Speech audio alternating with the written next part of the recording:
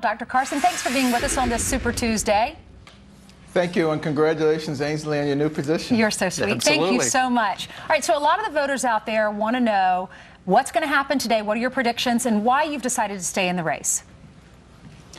Well, I decided to stay in the race because we have millions of social media followers, and they're saying, please do not take the choice away from us.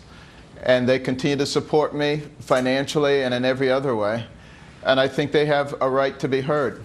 Sure. Also bear in mind that people have asked for somebody who was not a politician, who is a member of We the People, who has an outstanding life of achievement, and who thinks the way that they do. Sure.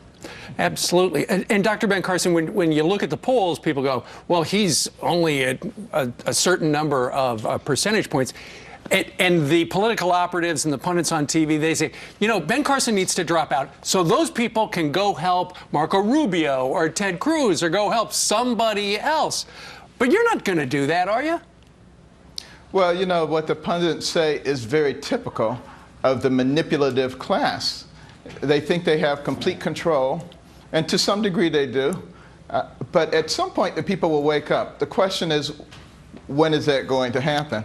You know, it's sort of like you've got everything that you want right in front of you, but you don't recognize it until it's too late. So, Dr. Carson, last week you were on with us. You were kind enough to do that throughout this process. We appreciate your loyalty to the show. And we asked you this very question, and we put the dials to your answer. And I think you're going to be pleased to see the results. Let's listen. Let's watch. Do you feel pressure from the establishment to push out, to emerge with one person to go against Donald Trump? Well, I know there are some people who are saying that, but, you know, there's a reason that we have a process like this. Yep. And if we're going to call it after 3 or 4 primaries and caucuses, why don't we just change the system? We'll say we're just going to do it for 3 or 4 states, and that'll be it. Doesn't make any sense, really. And, you know, there's a lot of information that still needs to come out. And the nice thing is, now that the numbers are down to a smaller size, maybe it's just possible that we might actually start talking about the real issues and the real solutions to the problems of America, because they are very, very substantial. Dr. Carson, the more you talk, the more you explained yourself, the higher the lines went with independents and Republicans. Your reaction?